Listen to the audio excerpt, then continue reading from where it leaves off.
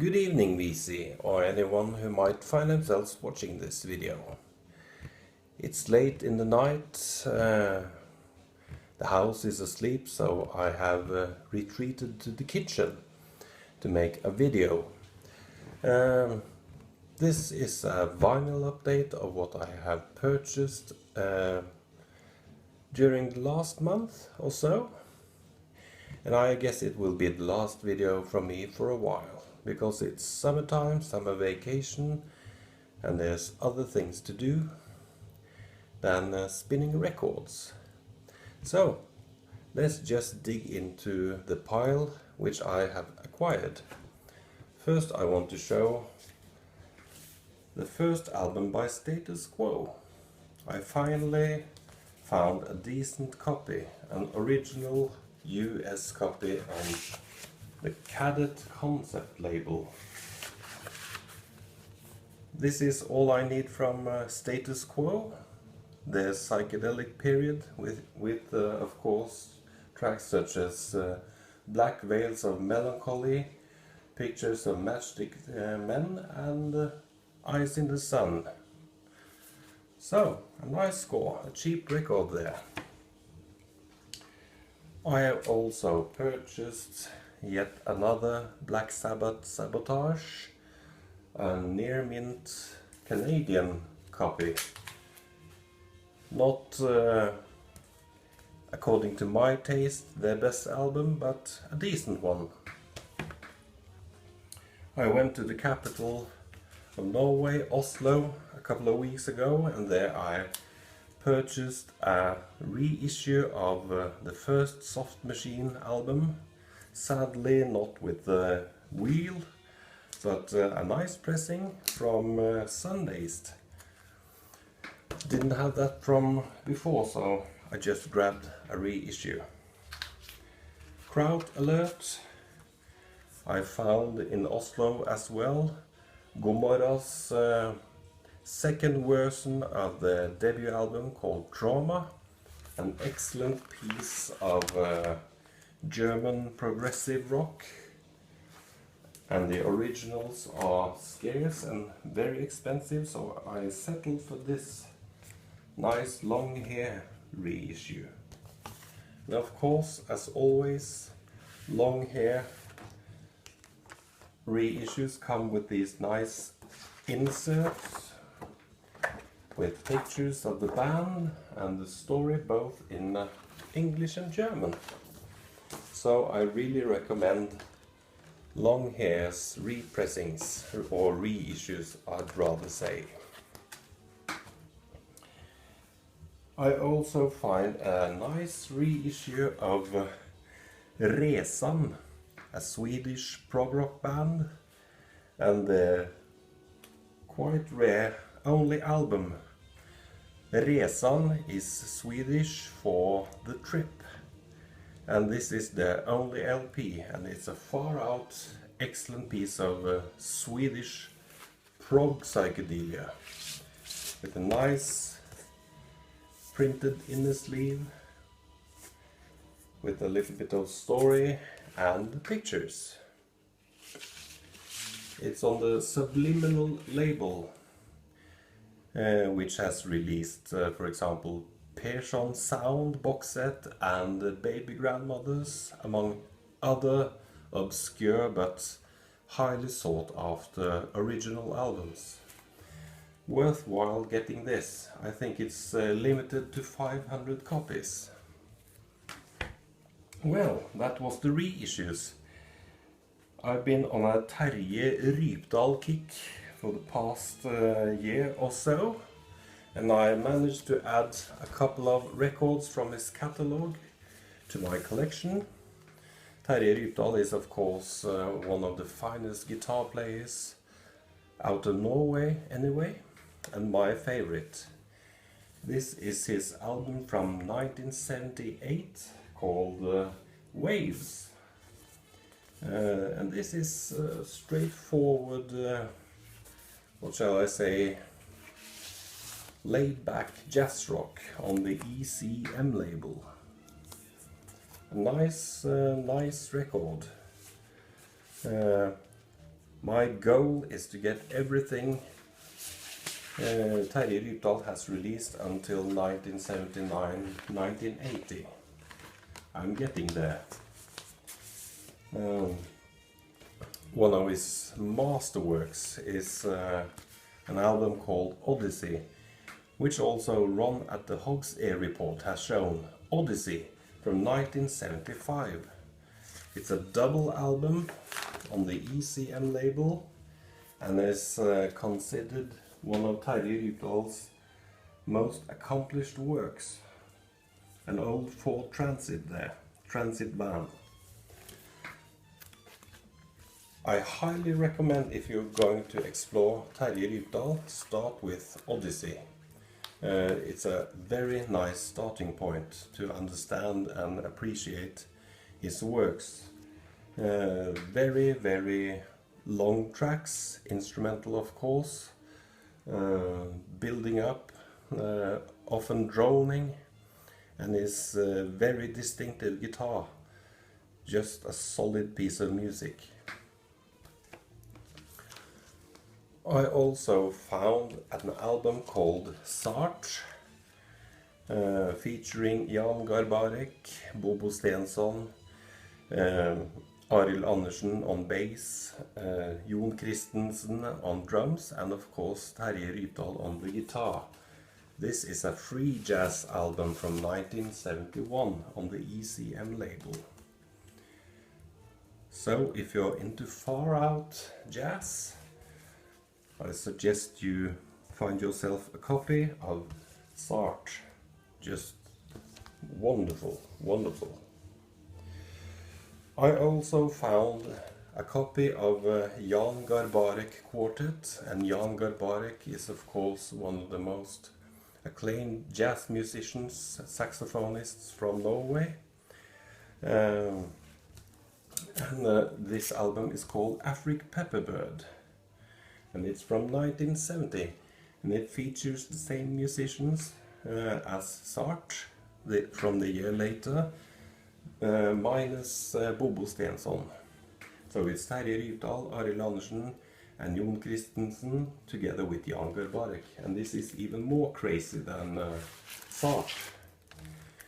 What's interesting about this release, it's an ECM release, but the Norwegian version was released on the Sonnet Records label, and it's far more scarce than its German counterpart on ECM. So I was lucky to find this in near mint condition. So that's Afric Pepperbird, free jazz from Norway, with Terje Rypdal of course. Well, that was Terje Rypdal for this video. Next up I found another Norwegian classic rock record. Remember I showed the band Saft and their debut album from 1971 a couple of videos ago. I managed to track down their second album called Horn, which is of course horn in English. And this is an original Polydor issue. No need to show the label, but there you go. And this is sort of more jazz rock oriented than the first one, which was more progressive psychedelic. But look at that cover with the reindeer. Strange and great in a way. Next up is an upgrade for me. I showed this record about a year ago, my second video I think, on the Norwegian prog rock bands. And it's the album, the first album from the band Hole in the Wall from 1972. And this is finally the first issue. I showed in my last video the second issue from the same year. But what's special about this issue? Well, first of all, for those who are geeks like me, it comes on the original Sonnet trumpet label. But what else? The first issue contains the original lyric sheet, and even more rare, the hype sticker, which in 99% of all the copies was thrown away, so almost non-existent. And the rumors say that this album only sold about 600 copies in its day. I think it's just a rumor, since it had a reissue the same year, but still, it's a rare album, and to find it in near mint condition, almost impossible. Well, let's continue with some Norwegian grails, and I finally managed to track down and let alone be able to buy the most sought after prog rock album from Norway. I have a reissue, but now I finally have the original, and it's Friendship by Juniper Green. And this wonderful cover was painted by a famous artist called Odd Nerdrum. And the story goes that he teared up the original after this album was released. So this is as near you get the original painting. Let's have a look at the inside. It's a very fragile cover, paper thin. So to find one in such good condition that's quite amazing. It was released on the Sonnet label, the bicolored trumpet label, and it was the first album, first double album to be released in Norway. So it's kind of legendary for many reasons, both the cover painting being a double album, and of course the music. I strongly recommend you check out Juniper Green's Friendship. Nice prog rock from 1971. Well, that's about it from Norway. Finally tracked down a copy of Scorpions' Lonesome Crow. This is a 1976 reissue on the Yellow Brain label, and without the gatefold, sadly. But wow, what an album! This is the only Scorpions album I'll ever need, but this is right up in the Krautrock genre. Originally released in 1972, I believe. I think I read it's the first release on the Green Brain Metronome label, and it's certainly a heavy crowd classic. Nice and dark, and excellent guitar playing from Michael Schenker. Has the hype sticker, Michael Schenker of UFO. He of course split Scorpions after this LP and joined UFO. A bit of English folk rock with Fairport Convention. This is Full House, their album from 1970, and it's an original on Pink Island label, a UK original. I'm not the biggest fan of Fairport Convention, but whenever I find these for a nice price, I'll grab them, and this is also in a very nice condition. So, a nice addition to some British folk rock. I prefer Trees before Fairport Convention. Trees on the Shore, and I can't remember their second album, but anyway. My two last albums are, of course, holy grails for many, and I've been lucky to score these ones, and they came quite cheap. And first of all, I think we need to distinguish between first and second and third pressing and first, second, third issue. What I have come across are the first issues, the first UK issues, mind you, not the first pressings.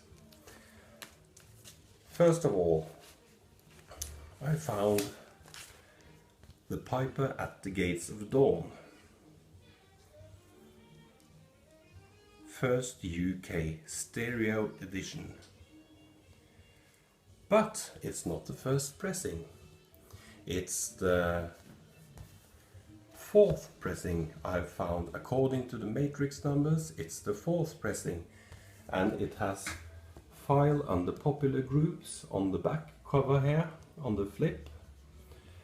So that tells me that this is the fourth pressing. It has I don't remember, it's not the G stampers, but I analyzed it on the Pink Floyd archives, and this is the fourth pressing.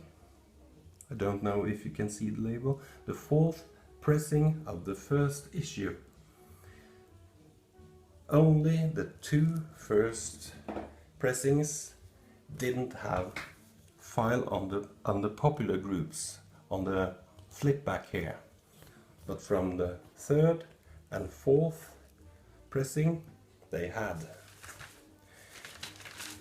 But the second issue of this album was released as late as 1969 with the black and silver Columbia labels. So please distinguish between pressings and issues. This is a first issue, fourth pressing. The same goes for the next album, which is of course A Saucerful of Secrets.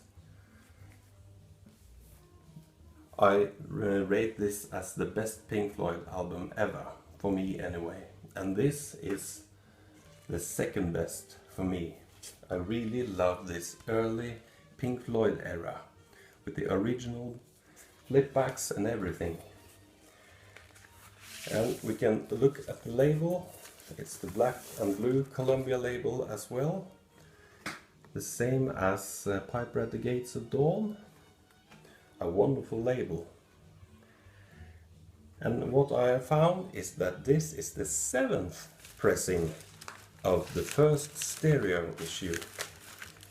So I think there were about 15 different pressings of the first issue of Saucerful of Secrets, and about the same amount of pressings, different pressings of the first stereo issue of Piper at the Gates of Dawn. Now musically, I don't think I have to go too much into detail because these albums are known to everyone who likes psychedelic rock from the golden era. But man, what lucky finds! And I prefer the stereo versions on both Piper at the Gates of Dawn and Saucerful of Secrets. I prefer them to the mono mix because I grew up listening to the stereo mixes. So I don't say they are better, but I prefer them. Well, that was the pile I have pulled from my shelves, which I have acquired the last month. I have acquired many more albums, but not too relevant to the VC, I think. But being summer vacation, being summer, I guess I will be away for a while. I will go to Gothenburg in the end of July, and perhaps I will, hopefully, I will purchase some records there, which I can show in a later video. But for now, I hope you all enjoyed the summertime and have a nice summer and vacations, and see you all at the end of summer. Bye!